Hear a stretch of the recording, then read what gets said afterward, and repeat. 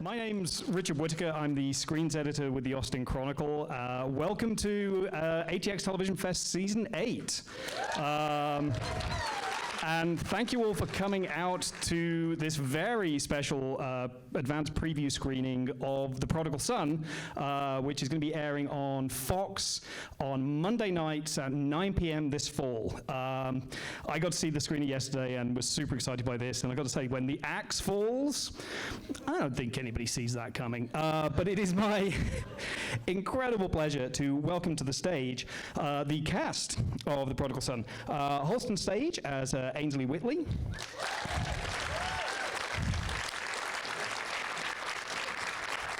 Frank Harts as JT, not Jeffy Tarmel.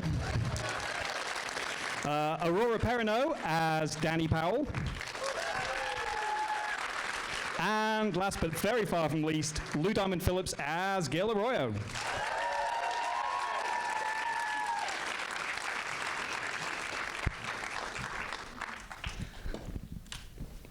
Well, congratulations. How's it seeing it on a big screen for the first time? It felt like a movie. Oh, is this on? Boom, boom, boom. Boom, Hi. boom. Press the button on the side to make the noise. It was so cool. That's a movie.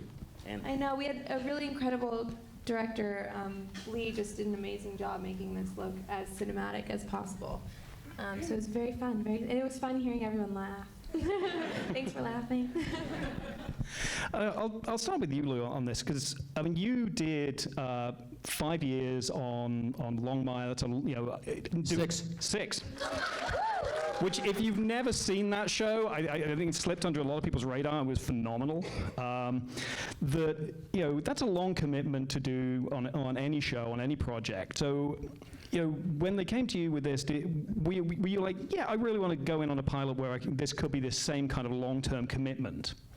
Well, first of all, yeah, it's so surprising, that Tom Payne is English, and Michael Sheen is Welsh, and of course, I'm from London, Texas, sorry, folks, couldn't help it.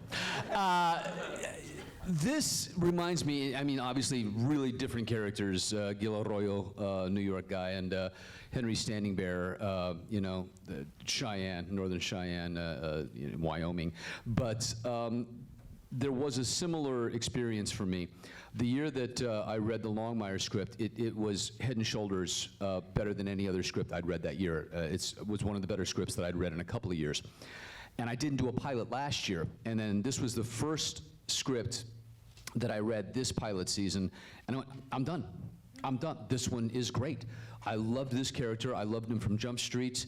The fact that the character description says his style stopped with Steve McQueen in Bullet. It's like, I'm in. I'm in. So the car was a real selling point for you, I'm guessing. It's huge. It's funny though. Yeah, anybody who's seen Longmire know I drove a GMC pickup truck called the Res Dog, and these two cars are very similar because they're pieces of.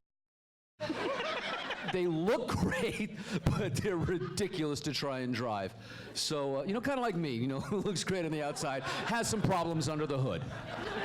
So any showrunners out there, now you know how to get Lou on your show. It's just like, would you like a muscle car that's horrible to handle and really isn't designed for the New York streets? Bang, I'm in. So how much did with each of you with the characters, what did they tell you when you were first auditioning for this? And what did you see in the script that made you go, oh, there's something really here for me to play? Before I was acting, I was on my high school newspaper staff, and I'd always really been interested in journalism. So I read this character of Ainsley, and I was like, oh, I get to live two dreams at once. And I also just was fascinated by the idea of someone living with the reality of knowing that their father is a serial killer, and they share blood with a murderer. I just thought that was a really interesting dynamic, and that's why I was excited about the show. And it's funny, every time we would kick down the door between takes, I'd look back at Tom and Aurora and I'd say, since I was 8 years old. I wanted to be, I don't know, I wanted to do the real thing at first, and then I realized, oh wait, no, you could die, and so just pretend, and I just love the conversations we've had about, JT's, military background and how he is so familiar with what it means to save lives as well as take them, and I think that the exciting part about JT is finding the softest part of a character like that who has such tends to have a harder exterior, to really find his heart, and show that. And 'cause I think in the end all he wants to do is save lives, Aw. Aw, that's cute. Okay, so I'm a black girl from New York, and we don't get to play ourselves often. And so it was very interesting to be like a black woman and feel like I'm in power in a script, because we don't actually get that often. So to be able to go back to my roots and like, this is where my family grew up, this is where I'm from, there's like a no-brainer with that, really. And as the script went on, I mean, and you guys have now seen the spoiler, so Don't give the ending away on social media, okay? Let people have that fun in the fall. And I mean, I've got 4 daughters. I'm the oldest person in the cast. Yeah, crazy Uncle Lou. That's going to be me. But this, I don't know. It just spoke to a lot of who I am, and being fatherly, being there as hopefully a mentor and as somebody who cares, and that relationship with Bright slowly unveiled itself throughout the show. But also, I mean, I think the love and the respect that he has for his team, I think he's very protective of them. I love it because he's not your usual TV cop lieutenant, be careful out there, you're a loose cannon, mister. I mean, he doesn't have that stick up his and he's very comfortable in his skin. So I just love this guy, and I really look forward to where they're going to take him. Yeah, I'm going to throw it out to the audience for questions in a moment, so work on that. But JT, I have to say, quickly became one of my favorite characters in this show because somebody's asking for a pay raise now. But he filled the role in this of one of my all-time favorite characters, Xander from Buffy the Vampire Slayer, because he's the only one going, no, like, don't trust the son of the serial killer. This seems like a really bad idea. Yeah, that is very interesting. I mean, it's to see. I'm interested to see how that develops because he's definitely very skeptical of someone who's so narcissistic and have these murderous tendencies.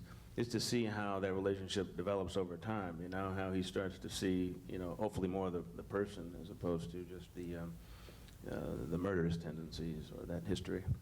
Oh, I'm sorry. Wait, no, Bright doesn't have murderous tendencies. No, he's perfectly innocent but and lovely. JT, he doesn't know, He's like, but what am I talking about anyway? One thing I want to, Frank is just so symptomatic, I think, of why the comedy works in this. And I'll be honest, I mean, I was a little worried, reading the script. I mean, there's so many quippy things and such, incredible humor.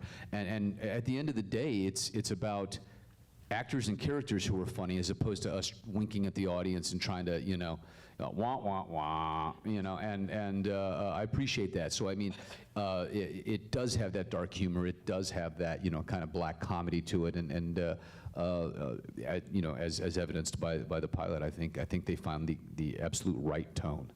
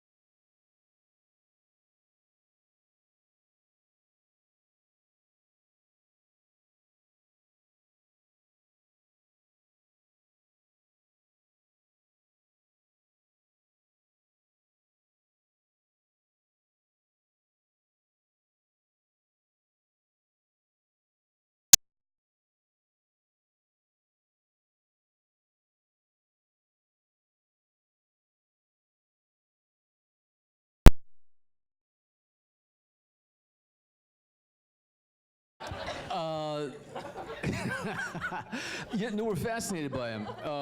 One of the really lovely things when I found out about the casting, I was in the door first, thank goodness, was when we cast Bellamy Young, and I love her. God, I love her. And Bellamy and I had done a film together where I played Richard Ramirez, the Night Stalker. So, ooh, somebody was a little too excited about that. Wow. Good to know. Yeah, no, you should check it out. You'll never look at me the same way. But I ended up doing a lot of research for that, and also, I mean, when I did a film called The First Power, I rode around with Detective Bob Grogan, who caught the Hillside Strangler. Interestingly enough, Gil Carrillo, who was one of the guys that caught Ramirez, I got to hang out with too. I think we're just fascinated, man. We're fascinated by how this pot roast in your head can go wrong. And you have these impulses. Most of us, I hope, have filters. We have, an edit button, and we have a moral and a social obligation to not do certain things. And we grow up that way. As parents, we try to instill our children with what is right and what is wrong. And if you take away all of those stopgaps, then you end up with somebody like this who is so hedonistic and so narcissistic that they feel that they have the right to do that. What I think this show will do, and do quite well, and once again, as evidenced by Tom Payne's beautiful work in this, is that all of a sudden, if you know that this may be in your